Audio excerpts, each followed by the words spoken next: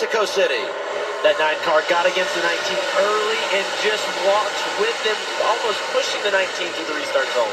He's been tucked up behind him this whole way. Now he pops out into the braking zone. They're 3 wide for the lead. Oh, this is going to be tight. I mean, track position is so big, and there goes the 88. Meanwhile, the 9 and 19, Suarez battling for the lead with Ty Gibbs, and Suarez takes the top spot. The 8 is off track. So is the 41 of Sam Mayer. The 8 is Sammy Smith. And look at all the damage for Zilich and Mayer, and debris is everywhere. There's my carnage everywhere. The 41, the 88 got stuck together, basically. You got the 19 in the wall here damaged. Absolute chaos ensued from that. We said keep an eye on the 9. He was aggressive, but he wasn't the aggressor. He was just trying to put 3 cars into one space. And really, look, I'm biased, but I do think that the 88 went way to the inside in turn 1, trying to give everybody as much room, and that ultimately got him in more trouble as we see his chance of winning today gone. Wow. There's a lot to unpack. Down there, you got flat tires. And how did the 19 crash in turn 3? Exactly. There was a whole secondary crash, guys, that we didn't even see as we watched Daniel Suarez in that Quaker State Chevy get through to the lead. Our monitor just wasn't quite big enough for this restart. A little bit of wheel hop out of the 19 early. You see the 88 jump the curb, then get into the 18, falls right in the lap of William Sawalich. Keep an eye on the 1 and the 19. They hit each other. That's what forces them into the outside wall.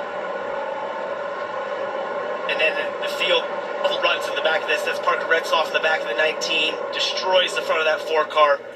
They've had a tough weekend.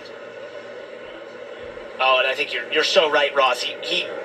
Connor tried to pinch off the entry, hits that inside curbing, almost like the turtle curb and sausage curb, and it forced the car out into the 19.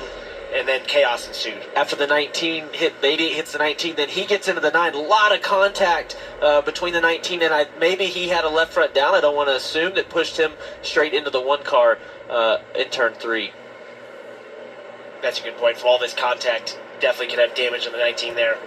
William Sawalich lands right in his lap. Adam, you teed it up coming to the green. He did such a good job to recover for that Starkey Toyota, and it teach Christian how these Xfinity cars go fast on these road courses, because Colleague Racing has had so much success with Matt Colleague since he's came into the sport. Super Speedways early were where they got their wins, and then here came the road course reign of A.J. Allmendinger for that team.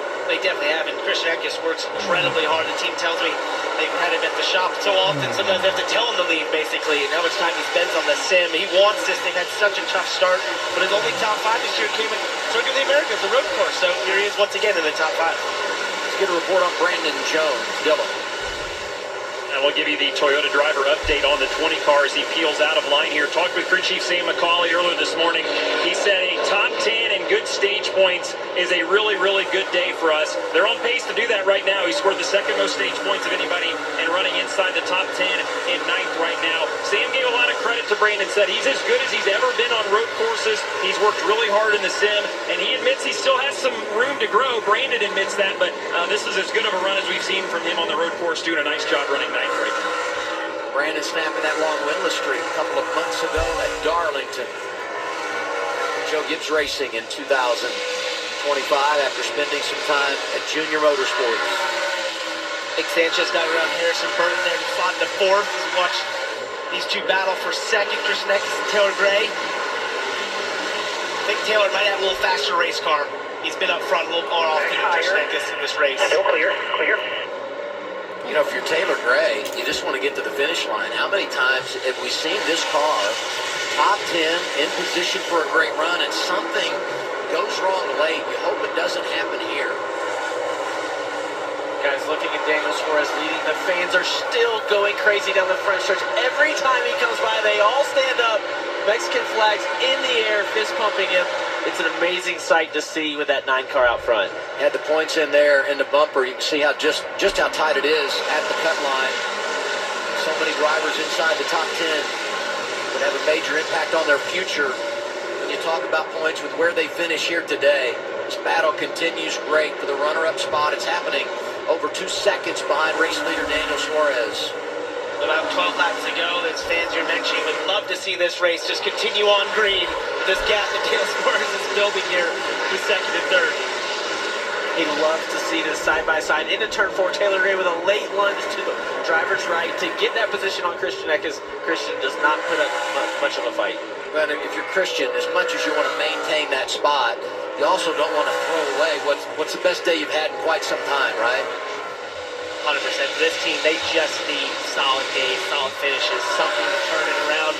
It was looking like it was maybe going to have an okay day come together at Nascar. They got involved in that wreck on the restart, took off the front of the race car, and it just seems like anything that can go wrong will go wrong for this 16 team. As we see Austin Hill got ahead of Nick Sanchez there into 4th. Wasn't Austin Hill spun out in turn 4? About a lap down. Almost a lap down, a flat tire earlier. He's in 4th place now. I'm telling you what, he's a really good road racer. Maybe the most underrated in the series. And did you see back not too far behind him? Yep. 88 Connor Zillett starting to make a splash. He's inside the top 12. I mean, it's just incredible. If you look, since the last restart, you see our biggest movers, plus 14 for Zillett. We mentioned Hill plus 10, Mayer up 10, Creed up 10. All of these drivers, most of them, were involved in that crash that we had on that restart. And still, a lot of time remaining with 11 to go. That's an eternity here. I was going to say, I may have mentioned 12 laps ago before Daniel Slayer's leading. That's on a couple of laps as Jesse Love gets a little wheel hop there into turn 1. But on a road course, as you mentioned, that's a ton of laps, a ton of time for Connor Zillett to come to the field here as he's ripping through right now. Well, and maybe driving angry a little added motivation after what happened on that restart. You ever driven? Me? Yeah. Me? You don't have to answer that question. Yes, I've driven angry. Not Sometimes it's better as long as the guy or girl I'm angry at is not right around me. You ever been angry at me? Yes? Yeah. Have you ever been angry at me? Yep. There we go. That's settled. We hashed it out. You know, if drivers would have those conversations more and not a text, it would probably make things a whole lot better. Yeah. Usually always have the best over beers. Driver confessions on the CW. Here's Suarez into the stadium section.